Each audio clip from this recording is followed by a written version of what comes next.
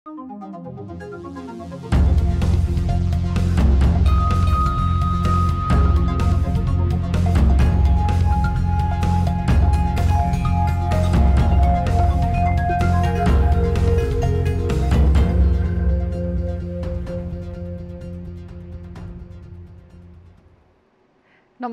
यो news 24 television बेलुका 8 बजेको न्यूज बुलेटिनमा स्वागत छ।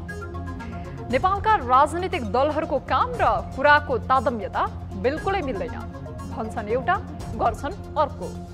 कुनै समय राणा शासक र राजपरिवार नातावाद र कृपावादमा डुबे भन्दै विरोधको राजनीति गरेका दलहरू अहिले त्यही खाडलमा डुब्दा लाजै लाग्ने अवस्था बनेको छ। मुलुकमा राजनीतिक नियुक्तिदेखि लाभका पदमा आफू निकटकै मान्छे ल्याइरहने प्रवृत्तिले विगतमा यसकै विरोध गरेका नेताहरूमा कुनै आत्मग्लानि देखिँदैन।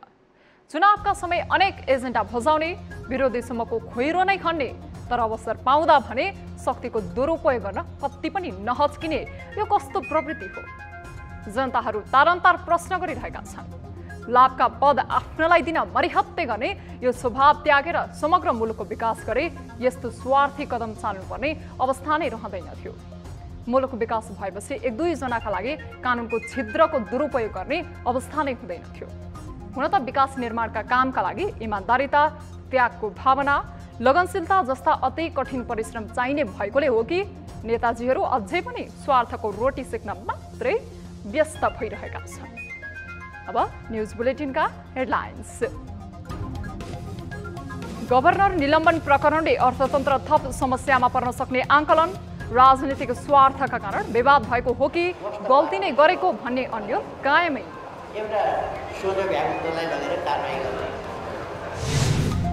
स्थानीय निर्वाचनको रणनीतिमा दलहरूको व्यस्तता, एक्लै चुनाव लड्ने एमालेको चाहनामा गठबन्धन तगारो, निर्वाचनको नतिजाप्रतिको जिज्ञासा बढ्दो। 1-to-1 प्रतिस्पर्धा हुँदाखेरि हामीलाई यस अर नो। स्थानीय तहमा महिलाको सहभागिता औपचारिकतामा मात्र सीमित, राम्रो काम गर्दा समेत नेतृत्वले नपत्याउँदा नीति निर्माण तहमा पुग्न नसकेको गुनासो।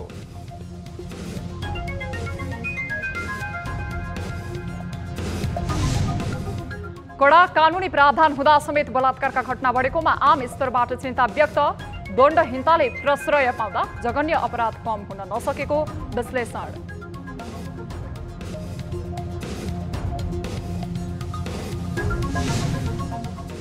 र बी डिभिजन लिग अन्तर्गत शनिबारको दुवै खेलमा रोचक नतिजा, बोइज युनियन र मध्यपुर युथ एसोसिएसन विजयी दुवै टोली रेलिगेसनबाट जोगिन सफल।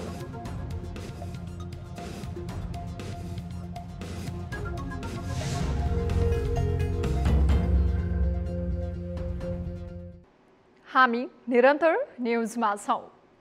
अर्थमन्त्री जनार्दन शर्माले जिम्मेवारी सम्हाले यता उनीसँग अपेक्षाको ठूलो भारी साथै थियो, तर उनको कार्यकाल सुरु भएसँगै नेपाली अर्थतन्त्र समस्याको भुमरीमा फस्दै गयो। यो अवस्था आउनुको कारण खोज्ने काम विगतमै भएको हो, तर हाल भने कारण पत्ता नलागे पनि राष्ट्र बैंकका गभर्नर महाप्रसाद अधिकारीमाथि निलम्बनको डण्डा चलाइएको छ। हुन त यसको मूल कारण खुल्ने क्रममा नै छ, तर यो निर्णयले फेरि एकपटक गम्भीर विवाद सिर्जना हुने देखिन्छ। एक रिपोर्ट। अर्थतन्त्रको समस्या समाधान खोजिरहेको नेपाली अर्थजगतमा यति बेला नयाँ तरङ्ग सिर्जना भएको छ। सरकारले नेपाल राष्ट्र बैंकका गभर्नर महाप्रसाद अधिकारीलाई निलम्बन गरेको विषयले यस्तो अवस्था आएको हो। यति बेला मुलुकको अर्थतन्त्र चौतर्फी समस्यामा परिरहेको छ। विदेशी मुद्रा सञ्चिति घट्नु, शोधनान्तर घाटा बढ्नु, विलासी वस्तुको आयात बढ्नु, तरलता अभावको अन्त्यहीन श्रृङ्खला चल्नु जस्ता कारणले अर्थतन्त्र जटिल मोडमा पुगेको छ। यो अवस्थालाई समाधानको दिशामा लैजाने विषयमा अर्थमन्त्री जनार्दन शर्मा र गभर्नर महाप्रसाद अधिकारीबीच समन्वयन हुन नसकेको खबरहरू बाहिरिरहेका थिए। नयाँ सरकार गठन भएदेखि नै राष्ट्र बैंक तथा अर्थ मन्त्रालय बीचमा आपसी तालमेल मिलिरहेको थिएन। अहिले निलम्बनको कारण नखोलिए पनि विज्ञ भने नियत बस्ने गभर्नर निलम्बनको दिशामा गएको बताउँछन्। केन्द्रीय बैंकको नेतृत्वलाई नै सरकारले यस्तो कारबाही गर्ने भनेर आयो, आइसिदिएपछि कानुनी आधारहरू टेकेर गरेको होला भनेर अनुमान लगाउने ठाउँ चाहिँ रहन्छ हैन। यदि त्यसो गरे रहन्छ भने गैर कानुनी काम गर्नलाई कसको तागत चल्छ भन्नुहोस् त? सरकारमा बसिया छु भनेर गैर कानुनी काम गर्न पाइन्छ? यता गभर्नर अधिकारीको निलम्बनको विषयमा राजनीतिकरण समेत भएको छ। प्रमुख प्रतिपक्ष नेकपा एमालेका अध्यक्ष केपी शर्मा ओलीले वर्तमान सरकारले गभर्नर अधिकारीलाई कारबाही गरेर गलत गरेको टिप्पणी गरेका छन्। गभर्नर अधिकारीलाई केपी ओली प्रधानमन्त्री हुँदा नियुक्त गरिएको हो, सोही कारण उनले अधिकारीको बचाउ गरेको बुझ्न कठिन छैन।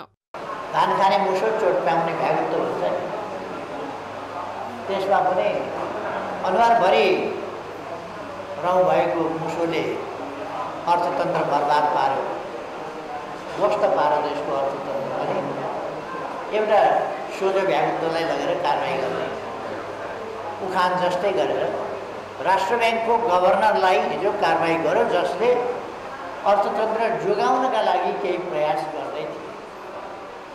हुन त गभर्नर अधिकारी मुलुकको अर्थतन्त्र जटिल बनेको भन्दै आयातमा जथाभावी अंकुश लगाइरहेका थिए। उनको कदमप्रति निजी क्षेत्र पूर्णतः असन्तुष्ट थिए। समस्या समाधानको अनेक उपाय भए पनि गभर्नर अधिकारीले गलत कदम चालेको भन्दै उनको आलोचना नै भएको थियो। तर स्थानीय निर्वाचन नजिकिएको सन्दर्भमा चालिएको यस कदमले अर्थतन्त्र थप समस्याग्रस्त हुने जोखिम बढेको छ। देशको अर्थतन्त्र सङ्कटमा पर्दा गभर्नर र अर्थमन्त्रीले सहकार्य गरेर समाधान खोज्नुपर्ने हो। तर अहिलेको कारबाहीको कारण असमझदारी मात्र नभएको र अन्य गम्भीर विषय भएको चर्चा समेत छ। कारण जे होस्, अहिलेको जस्तो जटिल अवस्थामा भएको यो कारबाहीले अर्थतन्त्रको जग हल्लाएको छ। यस्तोमा मुलुकलाई थप सङ्कटमा पर्न नदिई समस्याको समाधान खोज्ने दायित्व सरकारको हो। न्यूज 24 टेलिभिजनका लागि क्यामेरामा प्रभात थापाका साथ टिभी जर्नलिस्ट खगेश्वरी कार्की, काठमाडौँ। वैशाखमा हुने स्थानीय निर्वाचनलाई आफ्नो पक्षमा पार्न राजनीतिक दलहरू सघन रणनीतिमा लागि परेका छन्। केन्द्रको 5 दलीय गठबन्धनलाई स्थानीय तहसम्म नै लैजाने सत्ता गठबन्धनको सहमति छ। तर विपक्षी दल एमाले आफ्नै बलबुतामा स्थानीय तहको निर्वाचनमा होमिने अडानमा छ। गत निर्वाचनमा सबैभन्दा ठूलो दल बन्न सफल भएको एमाले अहिलेको अडानले कस्तो नतिजा आउला भन्ने कौतूहलता नै बढेको छ। एक रिपोर्ट। वैशाख 30 मा हुने स्थानीय तहको निर्वाचनमा 5 दलीय सत्ता गठबन्धन र विपक्षी एमाले बीच कडा प्रतिस्पर्धा हुने देखिन्छ। केन्द्रमा गठबन्धन गरेर सरकार चलाइरहेका नेपाली कांग्रेस, नेकपा माओवादी केन्द्र, एकीकृत समाजवादी, जनता समाजवादी र राष्ट्रिय जनमोर्चा स्थानीय तहसम्म गठबन्धनका लागि सहमत भइसकेका छन्। जसरी पनि एमालेलाई रोक्ने उनीहरूको रणनीति देखिन्छ। हाम्रा सामु अब निर्वाचनको घोषणा भएको छ। हामी स्थानीय निकायको निर्वाचनमा जाँदैछौँ। गत स्थानीय तहको निर्वाचनमा कांग्रेस र माओवादी बीच तालमेल हुँदा पनि एमाले एक्लैले करिब 40% स्थानीय तहमा जित सुनिश्चित गरेको थियो। तर यसपटक मुलुकका अधिकांश ठूला दल एकातिर र एमाले अर्कोतिर हुने भएकाले एमालेको अवस्था कस्तो होला भन्ने यकिन हुन सकिरहेको छैन। सत्ता गठबन्धनमा रहेका दलहरूले तालमेल गर्ने निर्णय लिएपछि एमालेलाई थप दबाव परिरहेको विश्लेषण छ। तर नेकपा एमालेसँग आफ्नै बलियो संगठन रहेकाले 5 दलीय गठबन्धनको असर स्थानीय तहको निर्वाचनमा नपर्ने उसको दाबी छ। सत्ता प्राप्तिका लागि अपवित्र गठबन्धन गरिएकाले जनताले धुलीसाथ पार्ने एमालेका नेताको बुझाइ छ। विकास चाहिरहेका छन्, समृद्धि हासिल गर्न खोजिरहेका छन्। गठबन्धनबाट त्यो सम्भव छैन, किनकि नीतिहीन खालको कुनै गठजोडले त कुनै लक्ष्यमा त पुर्याउने कुरा भएन। उनीहरूले पद प्राप्ति गर्न सक्लान्। त्यसैले कुनै मान्छेलाई जिताउनका निम्ति या हराउनका निम्ति जनताले आफ्नो मतको दुरुपयोग गर्दैनन् भन्ने हाम्रो विश्वास छ। हामीले चाहिँ सजिलो पर्छ भन्ने बुझेका छौँ। किनभने अनेक पार्टीसँग होइन प्रतिस्पर्धा गरिरहनु सट्टा एउटा गठबन्धनसँग प्रतिस्पर्धा गर्छौँ। 1-to-1 प्रतिस्पर्धा हुँदाखेरि हामीलाई यस अर नो, हामी त्यो ठाउँमा जान पाउँदाखेरि हामीलाई खुसी नै लागेको छ। र नेपालको राष्ट्रिय राजनीति नै वास्तवमा दुई ध्रुवमा, दुई पोलार सिस्टममा अब ध्रुवीकृत हुने खालको चाहिँ त्यसको सुरुवात हो जस्तो लाग्छ हामीलाई। यो त्यस्तै गरी नेकपा एमालेले सत्ता गठबन्धनले स्थानीय तहको निर्वाचनलाई प्रभावित पार्न राज्यको स्रोत साधनको दुरुपयोग गरिरहेको आरोप समेत लगाएको छ। निर्वाचन आयोगले निर्वाचन आचार संहिता जारी गर्ने बेला सत्ता गठबन्धनको दबावमा परेर एमालेलाई पाखा लगाएको उसको दाबी छ। निर्वाचन आयोगले तपाईहरुले पढ्न पनि दिनु भएन, बोल्न पनि दिनु भएन, अनि कसरी सही गर्ने हो ठिक छ भनेर भन्दा तपाईहरुले सही गर्नुस् कि नगर्नुस् केही अर्थ छैन। मन लागे गर्नुस्, मन लागे नलागे नगर्नुस्। हुन पर्ने ठाउँमा सल्लाह भइसकेको छ, केही छैन। हामी अगाडि बढ्छौँ। जसले मान्दैन त्यसलाई कारवाही गर्छौँ भनेर। स्थानीय तहको निर्वाचनलाई लक्षित गरी मुलुकका ठूला दल दुई दिशामा ध्रुवीकृत भइसकेका छन्। तर स्थानीय निर्वाचनमा दलभन्दा पनि व्यक्ति र एजेन्डाप्रति मतदाता आकर्षित हुने गरेका छन्। यस्तोमा अबको निर्वाचन एकले चुनाव लड्न चाहेको एमालेको पोल्टामा जान्छ कि सत्ता गठबन्धनले बाजी मार्छ भन्नेमा आम चासो हुनु स्वाभाविक नै हो। न्युज 24 टेलिभिजनका लागि सरोज बस्याल, काठमाडौँ। नेकपा एकीकृत समाजवादीका अध्यक्ष माधव कुमार नेपालले आफ्नो पार्टीको पक्षमा जनलहर नै आउन थालेको दावी गरेका छन्। अध्यक्ष नेपालले जनताले आफ्नो पार्टीको चुनाव चिन्ह कलम पनि भन्न थालेको दावी गरे। शनिबार काठमाडौँमा आयोजित पार्टीको जनसभामा बोल्दै उनले गफाडीहरूले गफ गर्दै जाने उल्लेख गर्दै आफूहरूले भने देश र जनताको पक्षमा काम गरेर देखाउने प्रतिबद्धता समेत जाहेर गरेका छन्। नेपाल देशको गरिमालाई माथि उठाउँदै, नेपालीको स्वाभिमानलाई माथि उठाउँदै, विदेशीहरूसँग मित्रतापूर्ण सम्बन्ध राखेर कसैले हामीलाई हेप्न नसकुन्, कसैले हामीलाई अनावश्यक दबाब दिन नसकुन्, त्यसलाई थेक्ने ताकत हामीमा विकास गरेर हामीले अगाडि बढ्ने हो भने यो देशले फड्को मार्न बेर छैन। अध्यक्ष नेपालले बिना कामको भ्यू टावर र गेट बनाउने नाममा अरबौं बजेट खर्च स्थानीय तहमा भइरहेको भन्दै असन्तुष्टि समेत जनाएका छन्। उनले सो रकम युवाहरूलाई निर्ब्याजी ऋणको रूपमा सरकारले दिएको भए जनता घाँस र बाँसको अभावमा छटपटिनुपर्ने अवस्थाको अन्त्य हुने दावी समेत गरे। बेरोजगार युवाहरूलाई सिप र तालिम नसिकेका मान्छेहरूलाई सिप र तालिम सिकाउने काममा लगाएको भए हजारौं हजार युवाहरूको कल्याण हुने थियो, हजारौं हजार परिवारको कल्याण हुने थियो। उनीहरूलाई थोरै ब्याजमा निर्ब्याजी रूपमा पनि हामीले पैसा उपलब्ध गराएको भए मान्छेहरू घाँस बाँसको समस्याले छटपटिनुपर्ने अवस्था बन्ने थिएन।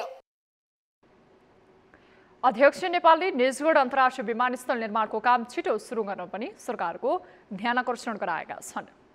सत्तारूढ दल नेपाली कांग्रेसका नेता प्रकाशमान सिंहले तीनवटै तहको निर्वाचनमा 5 दलीय गठबन्धन कायमै राखेर जानुको विकल्प नरहेको बताएका छन्। संविधानलाई जोगाएर लैजानका लागि पनि सङ्घ, प्रदेश र स्थानीय तहको चुनावसम्म गठबन्धन कायमै राखेर अघि बढ्नुपर्ने कांग्रेस नेता सिंहको भनाइ छ। शनिबार पार्टीले काठमाडौँमा आयोजना गरेको एक कार्यक्रममा बोल्दै उनले निर्वाचन जित्ने हो भने सिंहको पार्टी पंक्ति एकताबद्ध हुनुपर्नेमा जोड दिएका छन्। निर्वाचनमा जाँदा कम्युनिस्टहरूले मौका पाउँदाखेरि त्यसलाई सदुपयोग गर्न नसकेको सन्देश जनतामा लैजानुपर्ने धारणा राखे। फ्रेस न्यारेटिभ लिएर चाहिँ सरकार आउँछ अनि त्यसले चाहिँ नर्मल उसमा चाहिँ लग्नको लागि चाहिँ काम हुन्छ र संविधान चाहिँ जोगाउनको लागि यो गठबन्धन चाहिँ आवश्यक भएको कारणले गर्दाखेरि कांग्रेसले चाहिँ अहिले पनि के हो भन्दाखेरि स्थानीय निर्वाचनमा पनि अहिले अब केन्द्रीय कार्य समितिले डिसिजन गरिसकेको छ। त्यहाँको चाहिँ भनौँ न जिल्लाको औचित्य र आवश्यकता हेरेर चाहिँ गर भनेर चाहिँ भनेकै छ। कांग्रेस नेता सिंहले ओली नेतृत्वको सरकारले संविधानमाथि नै प्रहार गर्न थालेपछि पार्टी सभापति शेरबहादुर देउवालाई सरकारको नेतृत्व लिनका लागि आफूहरूले अग्रसर गराएको समेत बताएका छन्। स्थानीय निर्वाचन नजिकिएसँगै नेतृत्व तहमा महिलाको उपस्थिति बढाउनु पर्ने आवाज बलियो भइरहेको छ। सबैजसो राजनीतिक दलहरूले महिला सहभागितालाई प्राथमिकता दिने प्रतिबद्धता जाहेर गरे पनि व्यवहार भने फरक देखिन्छ। हाल स्थानीय तहको नीति निर्माण गर्ने प्रमुख वा अध्यक्षमा महिलाको सहभागिता 2.4% मात्रै हुनुले पनि यसलाई पुष्टि गरेको छ। राजनीतिक दलको चरित्र उस्तै रहेकोले यो आँकडा सुध्रिनेमा विश्वस्त हुने खासै आधार पाइँदैन। एक रिपोर्ट। राजनीतिक आन्दोलनमा महिलाको सहभागिता र सक्रियता पुरुष बराबर छ। समाजका सबै क्षेत्रमा महिलाको योगदान उत्तिकै भए पनि राज्यको कार्यकारी पदमा भने महिलाको संख्या टिठ लाग्दो अवस्थामा छ। देशभर 753 वटा स्थानीय तह छन्। यी स्थानीय तहका निर्वाचित कुल सदस्य संख्या 35,041 रहेकामा महिलाको संख्या 14,353 मात्र छ। यो आँकडा हेर्दा स्थानीय तहमा महिलाको प्रतिनिधित्व 40.96% देखिन्छ। तर स्थानीय तहको नीति निर्माण गर्ने प्रमुख वा अध्यक्षमा जम्मा 7 जना महिला छन्। नीति निर्माण तहमा 2.4% मात्रै महिला सहभागिता हुनुले पनि उनीहरू कति उपेक्षित छन् भन्ने प्रष्ट रूपमा देखाइरहेको छ। उपप्रमुख वा उपाध्यक्ष पदमा 93% महिला छन्। त्यसैगरी वडा अध्यक्षमा 1% भन्दा कम महिला छन्। प्रदेश अनुसार स्थानीय तहमा महिला प्रतिनिधिको संख्या: प्रदेश 1 कुल प्रतिनिधि संख्या 5847, महिलाको संख्या 2246। मध्य प्रदेश कुल प्रतिनिधि संख्या 6605, महिलाको संख्या 2720। बागमती प्रदेश कुल प्रतिनिधि संख्या 5826, महिलाको संख्या 2358। गण्डकी प्रदेश कुल प्रतिनिधि संख्या 3932, महिलाको संख्या 1617। लुम्बिनी प्रदेश कुल प्रतिनिधि संख्या 5448, महिलाको संख्या 2103। कर्णाली प्रदेश कुल प्रतिनिधि संख्या 3745, महिलाको संख्या 1495। सुदूरपश्चिम प्रदेश कुल प्रतिनिधि संख्या 3841, महिलाको संख्या 1578। गाउँ वा नगरपालिकाको सदस्यमा 1 जना महिला सदस्य र 1 जना दलित महिला सदस्य अनिवार्य हुनुपर्ने कानुनी व्यवस्थाका कारण महिलाको उपस्थिति आँकडामा बढी देखिएको छ। तर उनीहरू अब भने संख्यामा मात्र नभई कार्यकारी पदमा नै महिलाहरूलाई पुर्याउने गरी राजनीतिक दलले नीति बनाउनु पर्ने माग गरिरहेका छन्। कुनै पनि दलले एउटा मात्रै उम्मेदवार दिन्छ भने त्यसमा महिला दिनुपर्छ भन्ने खालको कुरा जुन चाहिँ उहाँहरूले उल्लेख गर्नुभएको छ, त्यसमा चाहिँ फिर्ता लिने सन्दर्भमै पनि महिलाको चाहिँ नि फिर्ता लिन नसक्ने हिसाबबाट पनि त्यो कुरो चाहिँ व्यवस्था गर्नुपर्छ। महिलाको उम्मेदवारीका सम्बन्धमा संविधानको धारा 38 ले व्यवस्था गरे अनुसार समानुपातिक सहभागिताको कुरालाई चाहिँ निर्वाचन आयोगले कडाइका साथ यसलाई चाहिँ कार्यान्वयनको बाटोमा र भोलि दलहरूले उम्मेदवारी दिँदै गर्दाखेरि त्यो कुरा नभएमा रद्द गर्ने समेतको कुनै पनि परिस्थितिमा चाहे गठबन्धन होस् चाहे एकल निर्वाचन लड्ने प्रक्रियामा पार्टीहरू हुन्, त्यसमा चाहिँ महिलाहरूको प्रतिनिधित्व सुनिश्चित होस्। महिला नेतृत्वको विषयमा अनुदार हुने दलहरू नै निर्वाचन अघि भाषणमा यो विषयलाई बढी नै जोड दिन्छन्। व्यवहारमा फरक शैली अपनाए पनि महिला नेतृत्वको विषयलाई राजनीतिक स्टन्टबाजी गर्ने प्रवृत्ति भने कम भएको छैन। संविधान जारी भएपछि भएको स्थानीय निर्वाचनबाट चुनिएका जनप्रतिनिधिहरूमध्ये महिलाको काम सन्तोषजनक रहेको तथ्याङ्कले देखाइरहेको छ। अख्तियार दुरुपयोग अनुसन्धान आयोगको तथ्याङ्क अनुसार स्थानीय निकायमा सबैभन्दा धेरै भ्रष्टाचार हुने गरेको, तर महिला जनप्रतिनिधिहरू यसमा संलग्न नरहेको देखिएको छ। यसले पनि आगामी निर्वाचनमा महिलाहरूको उपस्थिति नीति निर्माण तहमै हुन सके यसले सकारात्मक नतिजा दिने विश्लेषणलाई बल पुर्याइरहेको छ। न्युज 24 टेलिभिजनको लागि टिभी जर्नलिस्ट प्रशान्त ठाकुर, काठमाडौँ।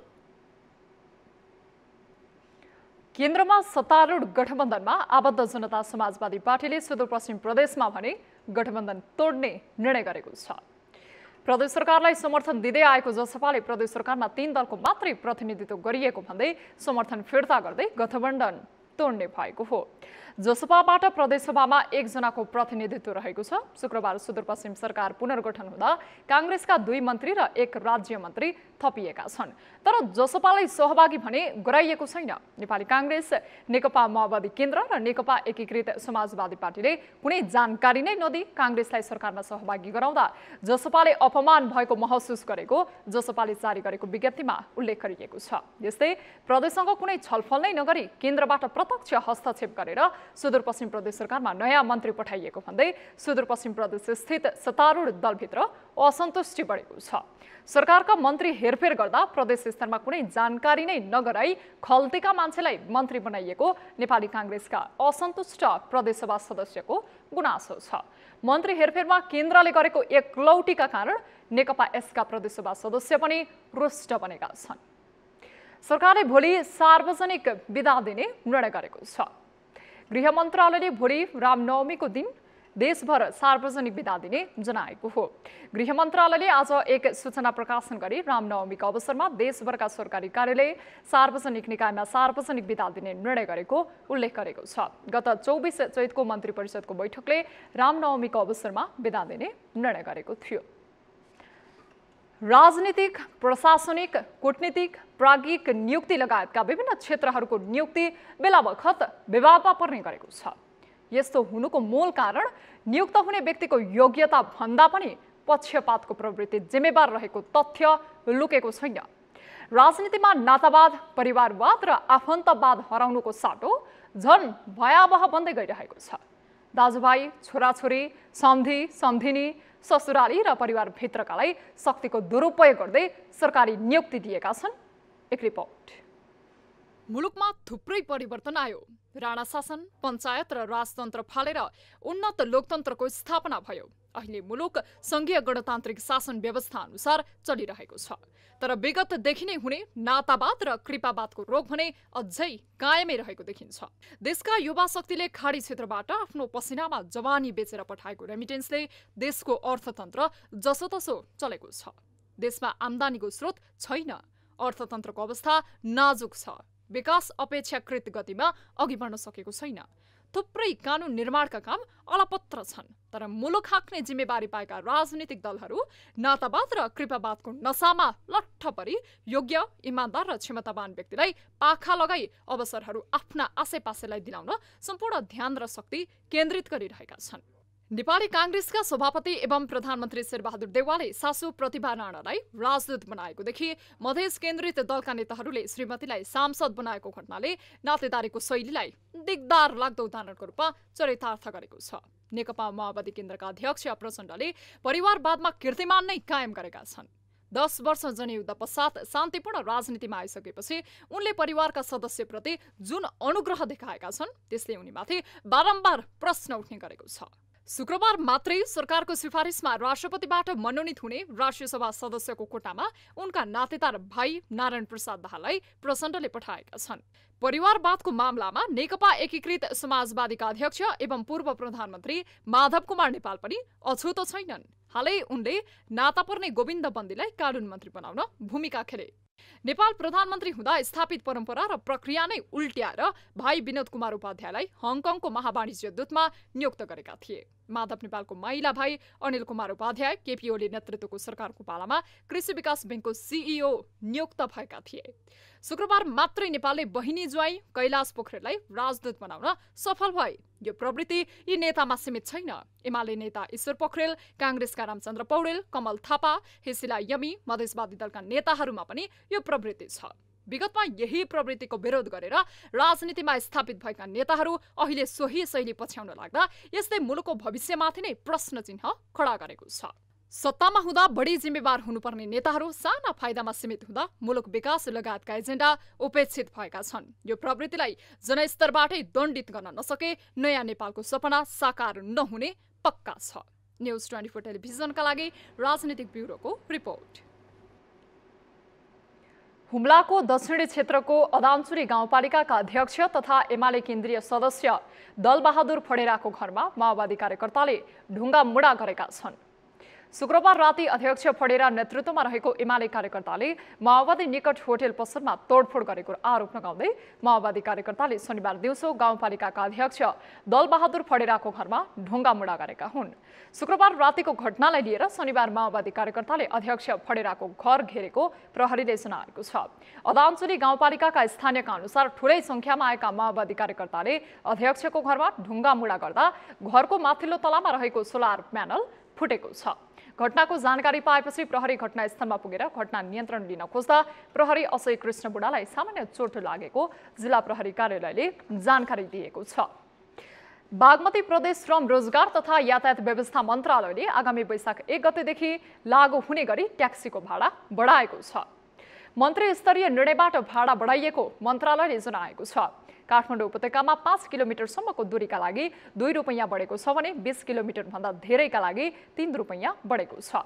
नयाँ भाडा अनुसार 5 किलोमिटरमा 20 रुपैयाँ हुनेछ भने 20 किलोमिटर भन्दा धेरैको दूरीमा 38 रुपैयाँ भाडा पुगेको छ। त्यस्तै डाउनफ्लग 50 रुपैयाँ कायम भएको छ। पछिल्लो पटक भाडा समायोजन गर्दा आधार मानिएको मूल्यको तुलनामा पेट्रोलियम पदार्थको बजार मूल्य 5% वा सोभन्दा बढी वा घटी भएमा सोही बमोजिम प्रदेशभित्र सञ्चालन हुने सवारी साधनको भाडा समायोजन हुने मन्त्रालयले जनाएको छ। न्युजहरू अझै बाँकी नै छन्। अहिलेलाई ब्रेक।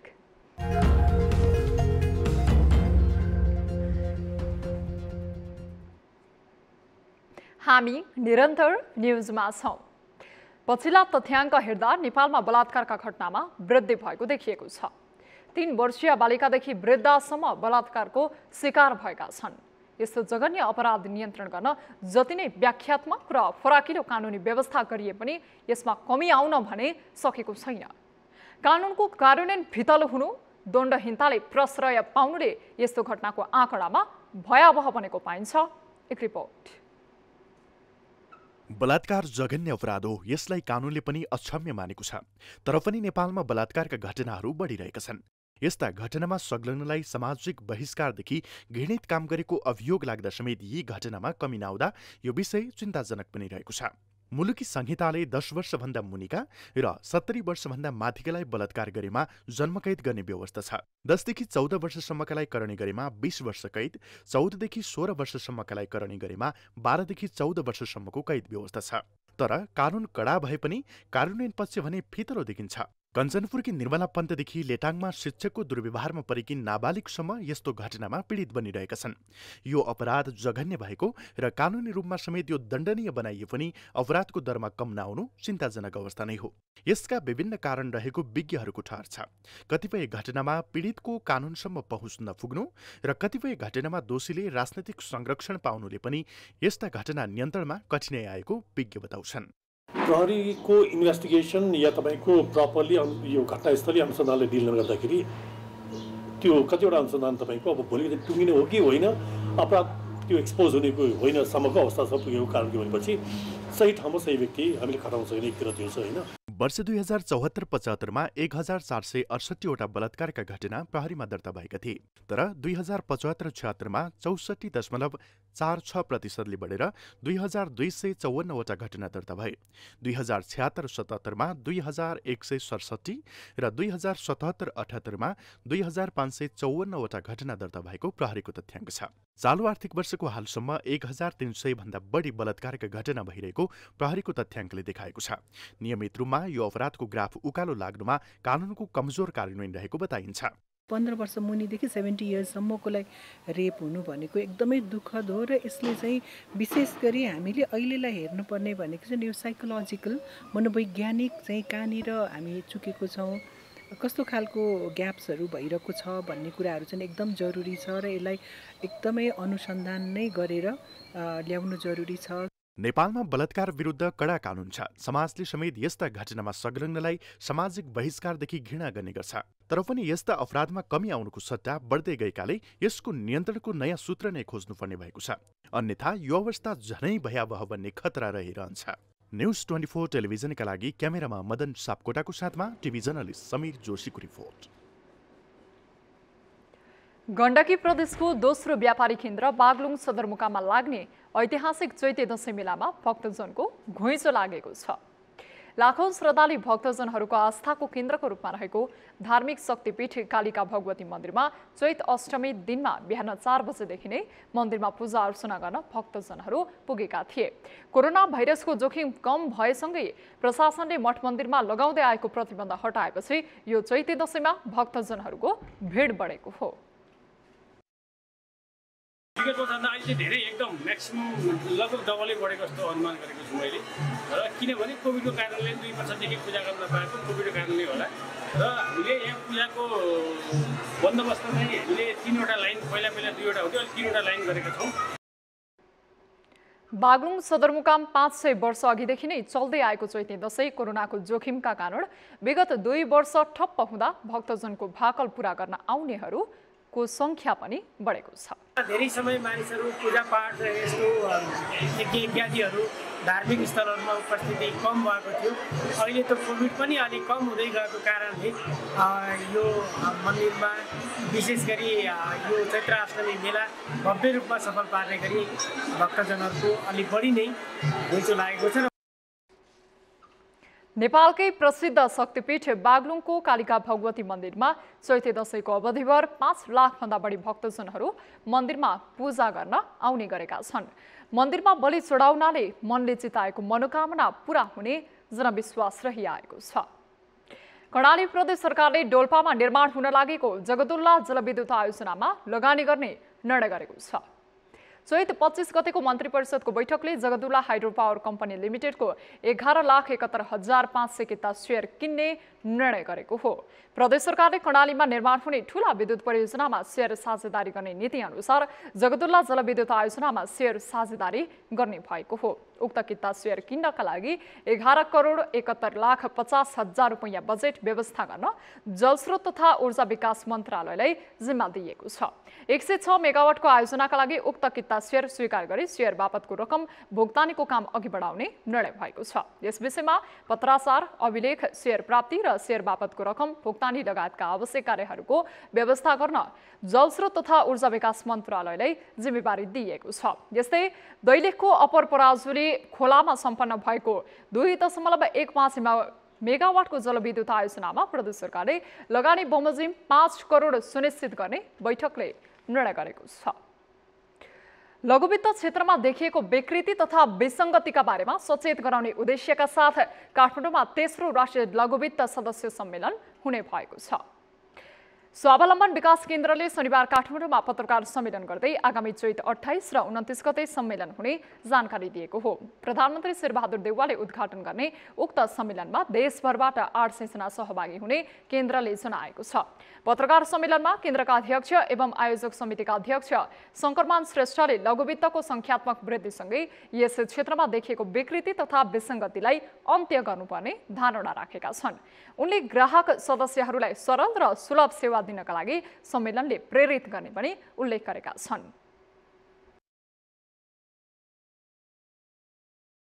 यो लघुवित्त सेवा भनेको पैसाको व्यापार होइन, यो सामाजिक व्यवसाय हो। यसमा चाहिँ नि मेन त हाम्रो ट्रस्ट भनेको उनीहरूको जीवन स्तर उठाउने हो। जीवन स्तर उठेन भने चाहिँ नि हामीले काम गरेको चाहिँ नि ठहरिएन। त्यसैले हाम्रो साथीहरूले पनि आफूलाई पनि सच्याउनु हुनेछ। अझ यो लघुवित्त सिस्टमको यो प्रणालीलाई अझ व्यवस्थित, अझ चनाखो र अझ मजबुत बनाएर नेपालको गरिबी शून्य बनाउनमा यसले ठुलो भूमिका खेल्नेछ। हाल मुलुकभर करिब 79 लघुवित्त र 150 सहकारीले 77 जिल्ला पुगेर सेवा प्रभाव गरिरहेको केन्द्रले जनाएको छ। लघुवित्त क्षेत्रबाट 430 अर्ब बढी कर्जा लगानी रहेको छ भने 3 वर्षमा 30 लाख विपन्न परिवारमा लघुवित्त सेवा विस्तार गरिएको पनि केन्द्रले जानकारी दिएको छ। नेकपा मसालको सांस्कृतिक मोर्चा औपचारिक रूपमा विभाजन भएको छ। रक्तिमले शनिबार संवाद डबलीमा 36औं स्थापना दिवस मनाउँदै शर्माको अध्यक्षतामा नयाँ कार्य समिति घोषणा गरेको छ। रक्तिमको संस्थापन पक्षले मसालसँग सम्बन्ध विच्छेद गर्दै नयाँ समितिको घोषणा गरेको हो। नयाँ समितिको उपाध्यक्षमा निलिमा पुन, दलबहादुर विक र मानबहादुर भण्डारी रहेका छन्। त्यस्तै महासचिवमा उदय रिजाल, सचिवमा धर्मदेव पन्त र शरद लामिछाने चयन भएका छन् भने कोषाध्यक्षमा डम्बर भण्डारी चयन भएका छन्। रक्तिमको बहुसंख्यक सदस्यहरूले संस्थापनको विचारसँग असहमति राखेपछि पार्टी रेम राणाको अध्यक्षतामा छुट्टै समिति बनाएको थियो। उक्त समिति अवैध भएको रक्तिम संस्थापन पक्षले दावी गरेको छ। जनगायक जीवन शर्माको नेतृत्वमा 2043 साल चैत 26 गते रक्तिम सांस्कृतिक अभियानको स्थापना गरिएको थियो। जीवन शर्माको नेतृत्वको नयाँ समितिलाई समर्थन रहेको बताइएको छ। अब हेल्थ न्यूज।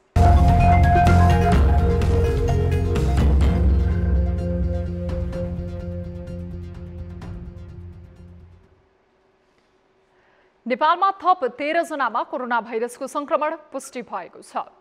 देशभर गरिएको 2539 पीसीआर परीक्षणको क्रममा 12 जना र 1616 एन्टिजेन परीक्षणको क्रममा 1 जनामा कोरोना संक्रमण पुष्टि भएको हो। कोरोनाका कारण शनिबार पनि कसैको मृत्यु नभएको स्वास्थ्य मन्त्रालयले जनाएको छ। त्यस्तै थप 44 संक्रमित कोरोना मुक्त हुँदा हालसम्म नेपालमा 9,65,980 जना निको भएका छन्। हाल नेपालमा 637 सक्रिय संक्रमित आइसोलेसनमा रहेको स्वास्थ्य मन्त्रालयले जनाएको छ। अब बिजनेस न्यूज।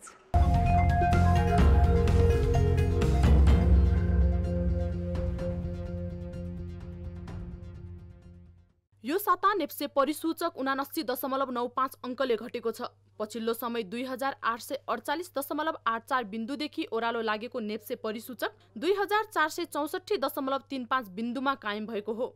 गत साताको अन्तिम कारोबार दिन नेप्से परिसूचक 2544.30 बिन्दुमा रहेको थियो। गत सातादेखि यो साताको अन्त्यसम्मको कारोबारमा नेप्से परिसूचक 2 दिन मात्र बढेको छ। यो साता अन्तिम कारोबार दिन बजार 35.69 अङ्कले बढेर बन्द भएको छ। समग्र नेप्से परिसूचक घटेको यो साता सेन्सिटिभ इन्डेक्स पनि 11.72 अङ्कले घटेको छ। गत साता 475.47 बिन्दुमा रहेको सेन्सिटिभ इन्डेक्स यो साता 463.75 बिन्दुमा कायम भएको हो। कारोबार रकम पनि गत साता भन्दा यो साता कम भएको छ।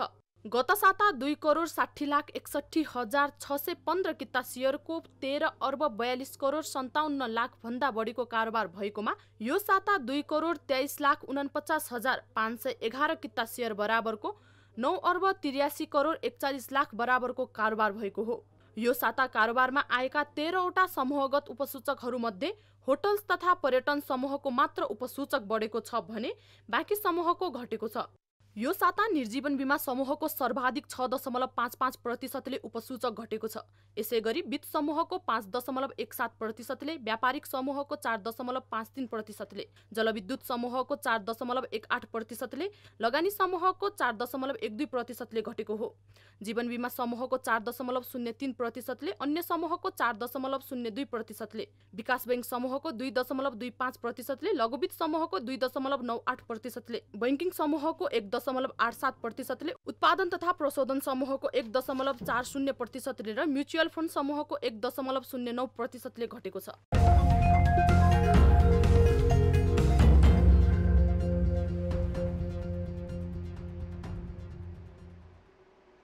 न्युजहरू अझै बाँकी नै छन्, अहिलेलाई ब्रेक।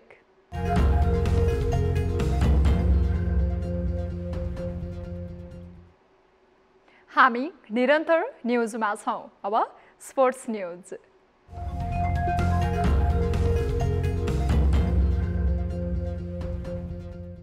शहीद स्मारक बी डिभिजन लिगको आफ्नो अन्तिम खेलमा बोइज युनियन र मध्यपुर युथ एसोसिएसनले जित हात पारेका छन्। दशरथ रङ्गशालामा शनिबार भएको खेलमा बोइजले श्रीकुमारी क्लबलाई 3-1ले पराजित गर्यो। बोइज युनियनलाई जित दिलाउन विवेक राई, मिलन लिम्बू र रजित गुरुङले 1-1 गोल गर्दा श्रीकुमारीका राज भुसालले 1 गोल फर्काए। जितसँगै बोइज युनियनले 13 खेलमा 16 अङ्क जोड्दा पराजित श्रीकुमारीको पनि समान खेलबाट 16 अङ्क नै छ। दुवै टोलीले रेलिगेसन खतरा टारेका छन्। शनिबार नै भएको अर्को खेलमा मध्यपुरले नयाँ बस्ती युथ क्लबमा पनि 3-1 जित दर्ता गर्यो। यो जितसँगै 13 खेलमा 17 अङ्क जोडेको मध्यपुरले रेलिगेसन टार्दा पराजित हुँदै समान खेलमा 15 अङ्क जोडेको नयाँ बस्तीको भने रेलिगेसन खतरा बढेको छ। दोस्रो संस्करणको प्रधानमन्त्री कप राष्ट्रव्यापी खुला वरियता ब्याडमिन्टन प्रतियोगिता सोमबारबाट सुरु हुने भएको छ। आयोजक हरिलाल धर्मदेवी मेमोरियल ट्रस्ट तथा अपी स्पोर्ट्स म्यानेजमेन्ट कम्पनीले शनिबार पत्रकार सम्मेलन गर्दै प्रतियोगिता चैत 28 गते सोमबारबाट सुरु हुने जनाएको छ। प्रतियोगिता वैशाख 1 गतेसम्म सञ्चालन हुने संयोजक सुभाष श्रेष्ठले जानकारी दिए। त्रिपुरेश्वर स्थित राखेप कवर्ड हलमा आयोजना हुने प्रतियोगितामा देशभरका जिल्ला, क्लब र 3 विभागीय टोलीका खेलाडीहरूले सहभागिता जनाउनेछन्। प्रतियोगितामा 300 खेलाडीको सहभागिता हुने आयोजकले जनाएको छ। प्रतियोगितामा कुल 9 विधामा प्रतिस्पर्धा हुनेछ। एकलतर्फ पुरुष र महिलाको विजेताले 1,15,000, दोस्रोले 55,000 र तेस्रोले 15,000 पाउनेछन्। त्यस्तै 15 वर्ष मुनि पुरुष र महिलातर्फको विजेताले 10,000, दोस्रोले 5,000 र तेस्रोले 3,000 पाउनेछन्। 19 वर्ष मुनिको पुरुष र महिलातर्फको विजेताले 15,000, उपविजेताले 7,000 र तेस्रोले 3,500 पाउनेछन्। पुरुष युगलतर्फको विजेताले 50,000, दोस्रोले 25,000 र तेस्रोले 10,000 पाउनेछन्। प्रतियोगिता विश्व ब्याडमिन्टन महासंघ र नेपाल ब्याडमिन्टन संघको नियम अनुसार नेपाली राष्ट्रिय रेफ्री तथा अम्पायरबाट खेलाइने आयोजकले जनाएको छ। भैरहवामा जारी प्रो क्लब च्याम्पियनसिप क्रिकेट प्रतियोगितामा शनिबारका 2 खेलमा उत्तर प्रदेश क्लब 11 र त्रिभुवन आर्मी क्लब विजयी भएका छन्। प्रिन्स शाहीको उत्कृष्ट बोलिङमा उत्तर प्रदेशले ट्यालेन्ट हन्ट क्रिकेट एकाडेमी बङ्गलादेशमाथि 8 विकेटको सहज जित निकाल्यो। 78 रनको विजयी लक्ष्य उत्तर प्रदेशले 11.5 ओभरमा 2 विकेट गुमाउँदै पूरा गर्यो। त्यसअघि सिद्धार्थ क्रिकेट रङ्गशाला भैरहवामा टस जितेर पहिला ब्याटिङ गरेको ट्यालेन्ट हन्ट 18.2 ओभरमा 77 रनमै समेटिएको थियो। यस्तै अर्को प्रदर्शनमा त्रिभुवन आर्मी क्लबले नेपाल एपीएफ क्लबलाई 51 रनले पराजित गर्न सफल भएको छ। 140 रनको विजयी लक्ष्य पछ्याउने क्रममा एपीएफ 19.1 ओभरमा 78 रन बनाउँदै अल आउट भयो। काठमाडौँको जोरा इन्टरनेसनल प्रणालीको आयोजनामा जारी प्रतियोगितामा नेपालका 4 सहित भारतका 2 तथा मलेसिया र बंगलादेशका 1-1 क्लब सहभागी छन्।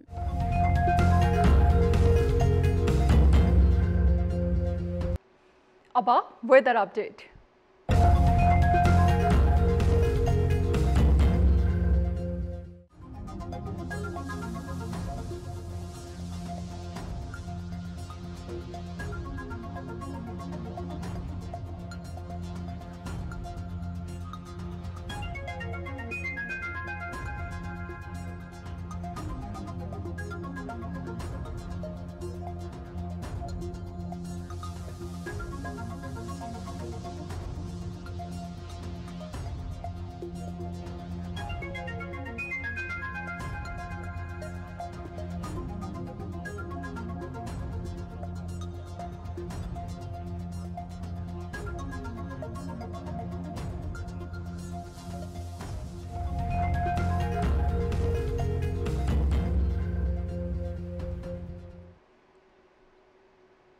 अब न्यूज बुलेटिनको अन्त्यमा पुनः हेडलाइन्स। गभर्नर निलम्बन प्रकरणले अर्थतन्त्र थप समस्यामा पर्न सक्ने आंकलन, राजनीतिक स्वार्थका कारण विवाद भएको हो कि गल्ती नै गरेको भन्ने अन्यल कायमै। एउटा सोझो भ्याकुमलाई लगेर कारबाही गर्ने। स्थानीय निर्वाचनको रणनीतिमा दलहरूको व्यस्तता, एक्लै चुनाव लड्ने एमालेको चाहनामा गठबन्धन तगारो, निर्वाचनको नतिजाप्रतिको जिज्ञासा बढ्दो। 1-to-1 प्रतिस्पर्धा हुँदाखेरि हामीलाई यस अर नो। स्थानीय तहमा महिलाको सहभागिता औपचारिकतामा सीमित, राम्रो काम गर्दा समेत नेतृत्वले नपत्याउँदा नीति निर्माण तहमा पुग्न नसकेको गुनासो।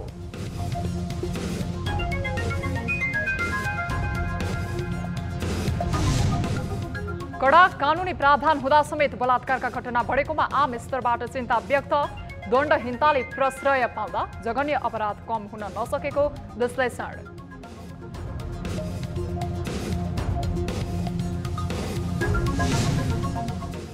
र बी डिभिजन लिग अन्तर्गत शनिबारको दुवै खेलमा रोचक नतिजा, बोइज युनियन र मध्यपुर युथ एसोसिएसन विजयी दुवै टोली रेलिगेसनबाट जोगिन सफल।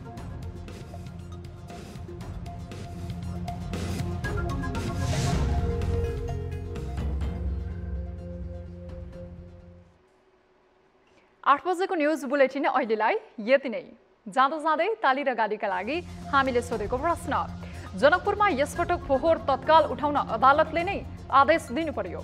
ल्यान्डफिल साइट नभएका कारण फोहोर नउठेको उपमहानगरको जवाफ चित्त बुझ्दो छ भन्नेले तालीमा र छैन भन्नेले गालीमा। हाम्रो पात्रको एप्लिकेसनमा गई भोट गर्न सक्नुहुनेछ।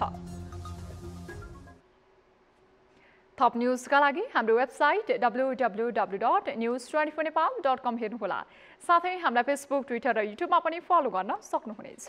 यस्तै मोबाइल, इमेल र भाइबरबाट न्यूज24 को हेल्प डेस्कमा केही समस्या र गुनासा छन् भने सम्पर्क गर्न सक्नुहुनेछ। हामी निरन्तर न्यूजमा छौं। नमस्ते।